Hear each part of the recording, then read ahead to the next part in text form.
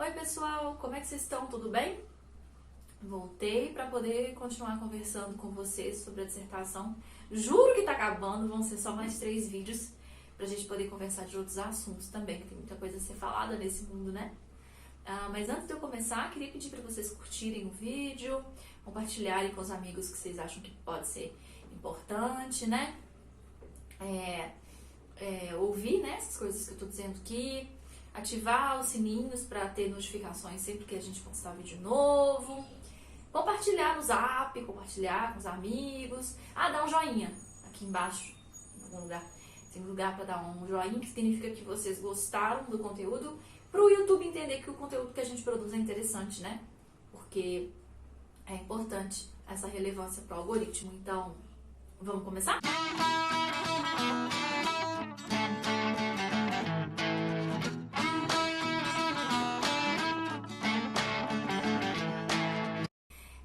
Nos 3 vídeos passados, eu comentei um pouquinho sobre o que foi a dissertação, né? Então, o que me motivou a começar a escrever sobre mulheres com deficiência, o fato de eu mesma ser uma mulher com deficiência, de sentir falta de conteúdos voltados, né? Conteúdos acadêmicos ou não acadêmicos. Vamos assumir os gatos. Tem 2 gatos em casa, então eles vão passar de vez em quando, tá? Então, nos vídeos passados eu comentei, né, o que me levou a fazer a dissertação. Então, por eu ser uma mulher com deficiência, sentir falta de conteúdos voltados para mulheres com deficiência, né?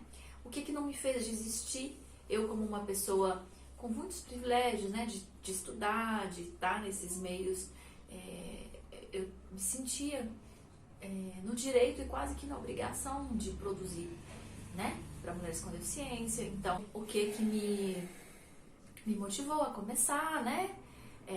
Falei um pouquinho também sobre a questão dos afetos na minha pesquisa, né? Essa teoria dos afetos, que ela diz que os afetos não são sentimentos, eles são estranhamentos que vão te levar à produção de conteúdos acadêmicos, né?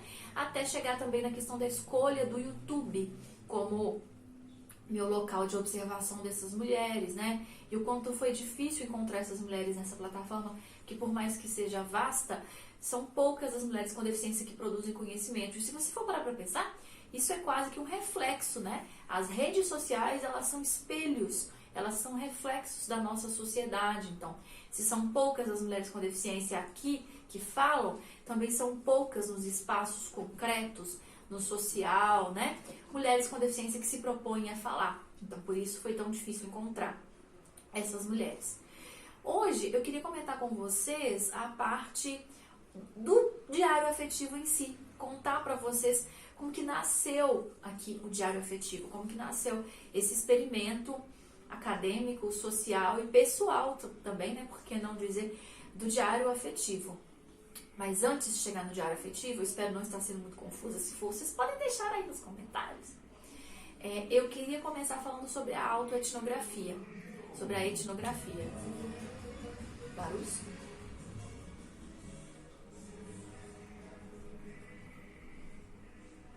Então, para embasar a minha vontade, a minha necessidade de escrever em primeira pessoa, de colocar tantas experiências pessoais lidando com a deficiência ao longo da vida, eu precisava de uma teoria consistente que me apoiasse. É como se eu precisasse de uma cama para deitar, digamos assim. Então, no decorrer da pesquisa e das leituras, eu encontrei a questão dos estudos etnográficos. Os estudos etnográficos, eles começam no começo do século XX, quando pesquisadores, antropólogos, né, eles saíram do conforto dos gabinetes acadêmicos para conhecer povos diferentes deles. Então, para registrar a rotina desses povos, entender a dinâmica desses povos, eles começaram a fazer diários de observação de campo. Então, vamos supor, um observador assim, francês, um exemplo, saía da França e ia para, sei lá, né, Austrália, um lugar bem longe, e ele, com uma cultura diferente, com uma vivência diferente, começava a anotar o que aquelas pessoas faziam a partir do seu olhar. Então, Foram estudos muito importantes que trouxeram pra gente informações sobre essas pessoas que são distantes de nós, mas ainda com esse olhar colonizador, com esse olhar até superior mesmo, pensando que a cultura, eu estou usando o exemplo da França, né? Então, que a cultura francesa poderia ser superior ou melhor que a cultura desses povos. E não é isso que acontece, né? Mas pro meio do século, a gente começou a ter pessoas que falam assim, não, minha cultura não é melhor nem pior, vou escrever desse ponto de vista, é só diferente. Então começaram a haver esses pesquisadores com esse movimento de olhar esse diferente de uma forma mais gentil, digamos assim, de uma forma mais responsável, mais acolhedora, mais hospitaleira. Espirrar, mas espirramos. Mas ainda eram movimentos pequenos, ainda eram movimentos muito concentrados e tal. Avançando mais na história, a gente chega nas autoetnografias. Elas começaram na literatura, ou seja, pessoas que viviam uma certa realidade contando a partir da literatura, que ela tem uma aderência maior sobre essa realidade. Um exemplo interessante que eu gostaria de citar é da autora negra Maria Carolina de Jesus. Ela fazia essas questões de autoetnografia sem nem saber que era, né? Porque ela queria muito registrar a sua vida de mulher preta e favelada no começo do século. E então ela começou a escrever sobre isso. E isso chegou até nós hoje. Então é um exemplo que eu posso citar para vocês. Pensando nisso, em como que já existiam sistematizações, né? E saberes e coisas alinhadas nesse sentido, eu pensei em falar sobre a autoetnografia, né? Então, um estudo de mim, sobre mim mesma, a partir da perspectiva dessas mulheres com deficiência. E um jeito de deixar isso mais palpável para quem me lê ou para quem acompanhou o processo da dissertação, né? Tirar isso do papel e levar para o material, materializar esses conhecimentos, seria o quê? Seria eu fazer um diário. E se eu estou falando de YouTube, por que não fazer um diário no YouTube? Um vídeo diário. Foi assim que nasceu o Diário Afetivo. Dessa vontade de escrever e de estar também nos espaços das mulheres com as quais eu dialoguei na dissertação, com as quais eu conversei na dissertação.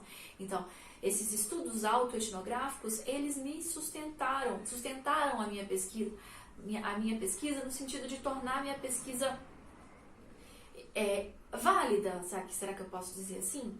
Porque o estudo da deficiência, ele já é válido por si só, ele já é válido em si mesmo, mas uma mulher falando sobre si na academia, a partir das leituras, dos escritos, das teorias, com a ajuda dessas outras mulheres, seria interessante que tivesse uma cama mais consistente. E eu achei isso na autoetnografia. E o diário afetivo, ele veio para ser como se fosse o meu diário de bordo. Porque esses etnográficos, esses pesquisadores, eles tinham seus diários. Eu precisava do meu. Então foi assim que nasceu o diário afetivo. Foi esse experimento, e não foi fácil, assim, gravar, porque eu tenho muita dificuldade de falar pra frente da câmera, né? O falar em público, se você está dando uma plateia, se você está apresentando um trabalho na faculdade, você fala para os outros. Mas o falar para a câmera ela é a sua testemunha. E a câmera, ela pode te lembrar o tempo todo das suas deficiências. As suas deficiências não se apagam. Se você está falando com o outro que está ali te olhando, você não está se vendo. Você não tem como se ver depois. Então você pode esquecer por um momento que você tem as suas deficiências. Porque você não tem um espelho tão vivo para te lembrar delas. E as deficiências, elas são marcadores que às vezes você não quer lidar. Por mais que você seja uma pessoa com deficiência o tempo todo, há essa vontade, às vezes, de esquecer um pouco dessa realidade, mas a câmera não te deixa. Então, vir aqui pra frente da câmera, eu acho que foi uma das partes mais difíceis da pesquisa. Porque a minha pesquisa, ela é como se ela tivesse me tirado do armário da deficiência. Assim, tipo, se é que eu posso usar essa analogia, né? Se as pessoas LGBT me derem licença para usar.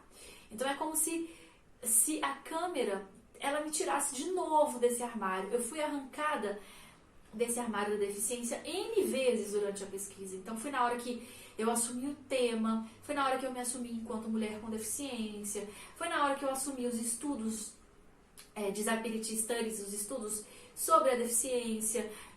Foram várias saídas do armário. Isso é cansativo. Eu acho que essa foi a final e talvez a mais difícil, porque o vídeo me lembra o tempo todo que eu sou uma mulher com deficiência. Escrever sobre as deficiências também me lembrava o tempo todo. Então, o diário afetivo, ele foi, sim, um dos maiores desafios para mim. Às vezes a gente quer esquecer que a gente carrega as deficiências e que a gente carrega os marcadores corporais, né, da deficiência, porque traz, sim, lembranças ruins. Mas não seria mais produtivo transformar a dor em conhecimento? Eu acho que foi isso que eu fiz, né? Então, esse é o vídeo de hoje, essas são as reflexões que eu queria trazer pra vocês. Pode ser que tenha sido um vídeo que não chegou a lugar nenhum, mas eu acho que contar essa história é importante, é interessante falar sobre os estudos autoetnográficos também, né? É isso. A gente se vê semana que vem. Curtam, compartilham, ativem o sininho, dá um joinha pra gente. E é isso. Beijo, tchau!